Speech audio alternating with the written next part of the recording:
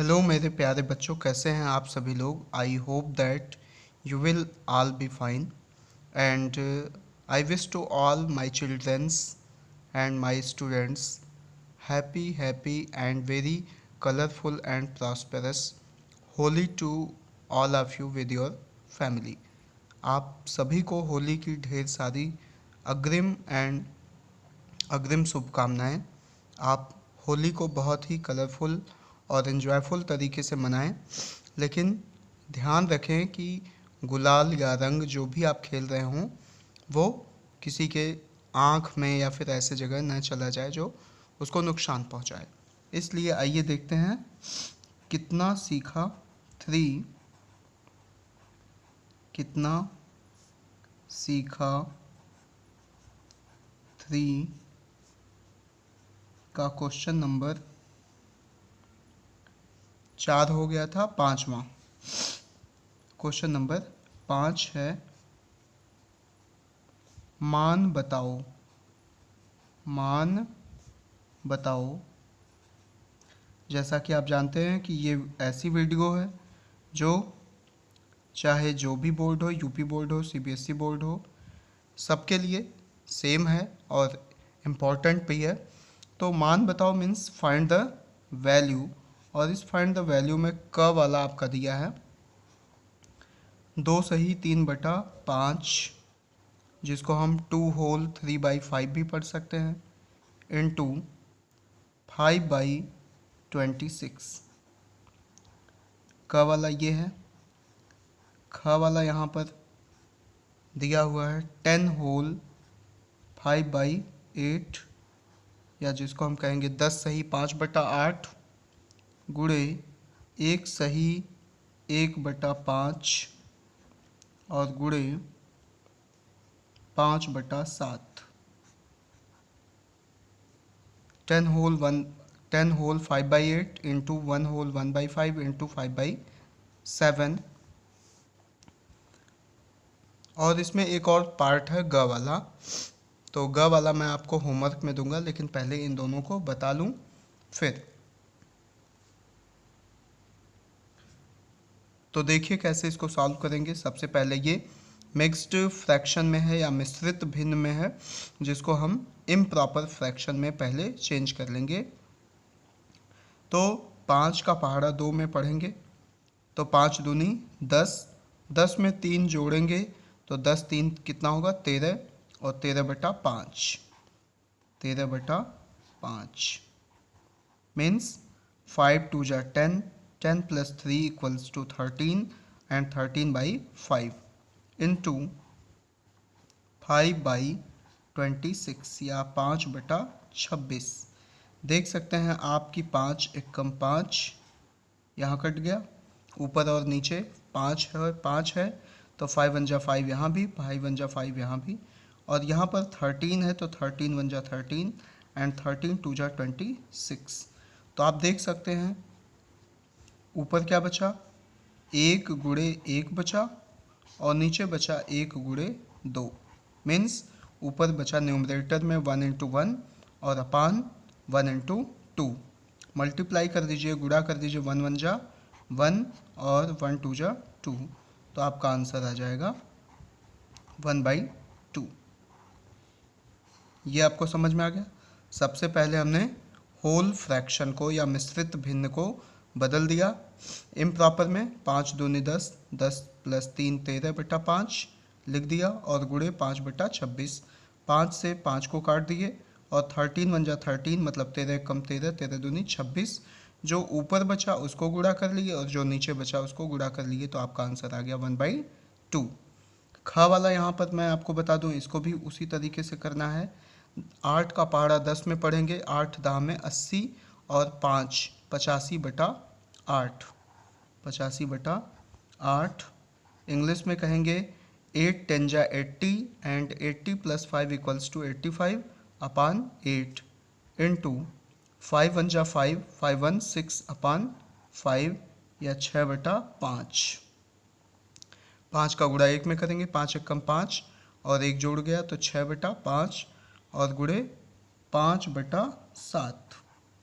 अब आप देखेंगे कि जो कटने लायक है उसको हम काट देंगे और जो बचा हुआ उसको गुणा करके लिख लेंगे, यही आपका आंसर हो जाएगा। तो 5 एकम 5 यहाँ भी और यहाँ भी, ये कट गया। और फिर 2 के पहाड़ा में देखिए 2 चौको 8 और 2 तिया 6, आसानी से ये कट गया।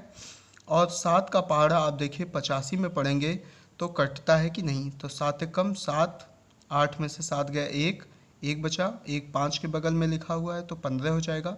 7 के पहाड़ा में 15 नहीं आता, मीन्स 7 के टेबल में 15 नहीं आता है। तो इन दोनों को मल्टीप्लाई कर लेंगे, 85 गुणे 3 ऊपर बचा है और नीचे बचा है 4 गुणे 7, इसको लिख लेंगे।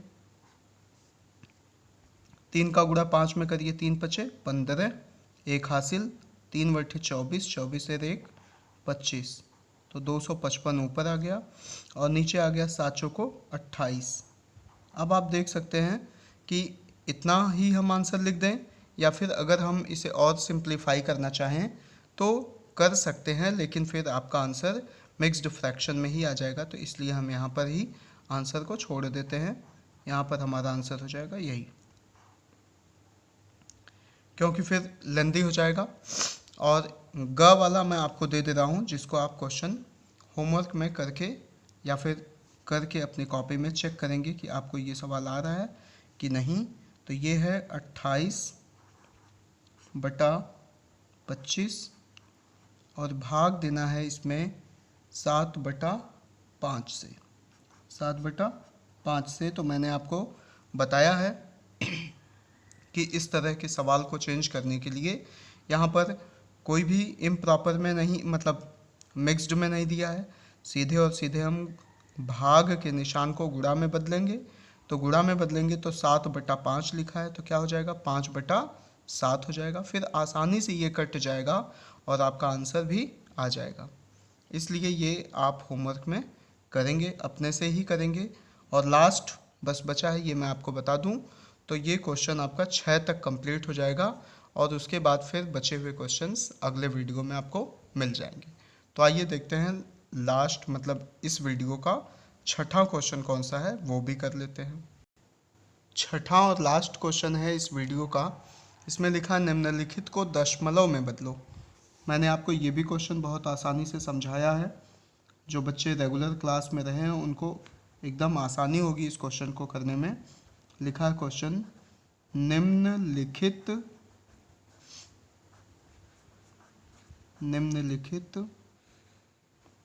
को दशमलव में बदलिए।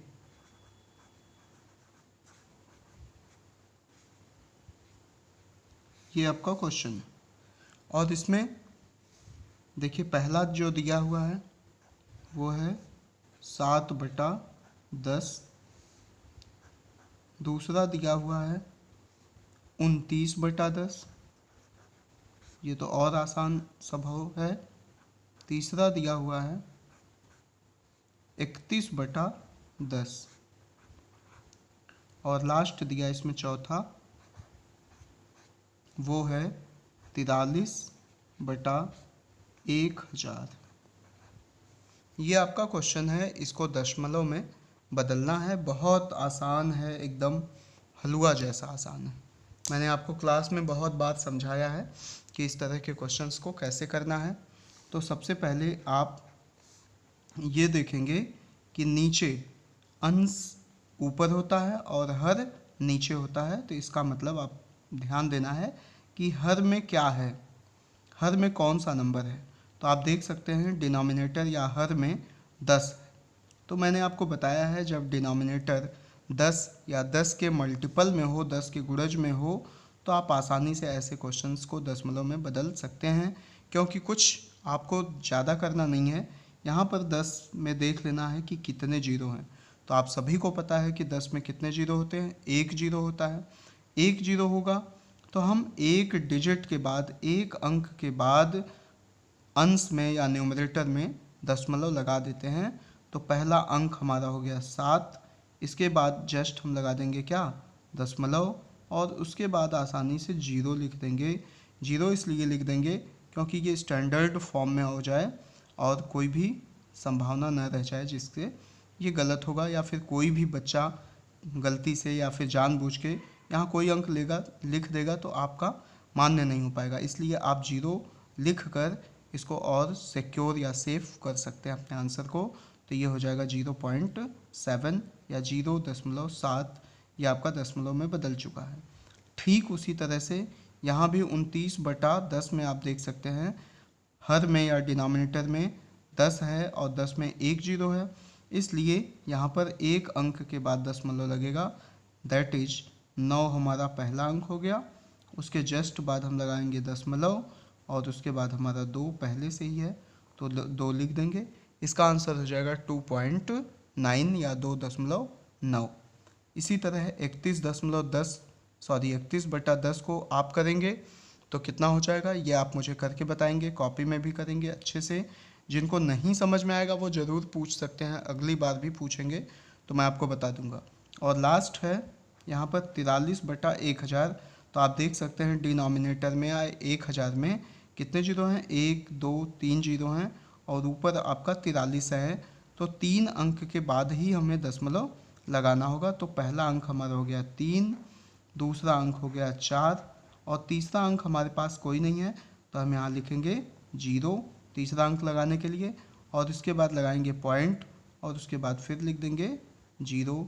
तो अब आपका आंसर हो जाएगा 0.043 या 0.043, ये आपका आंसर है।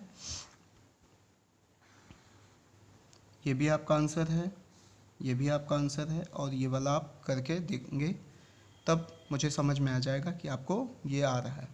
इसलिए आप यहाँ पर ध्यान दें कि आप अच्छे से पढ़ते रहें और इसी बीच में अपने त्यौहार को भी अच्छे से मनाएं। तो मुझे ये लग रहा है कि आप सभी को अब ये वीडियो देखकर सारे सवाल भी आसानी से समझ में आ रहा है। इसलिए thanks for watching the video. ज़्यादा से ज़्यादा अपने लोगों को आप शेयर कर देंगे ताकि वो लोग अच्छे से इस वीडियो को देखकर समझ सकें और अच्छे से सवाल को भी कर सकें। Thanks for watching the video.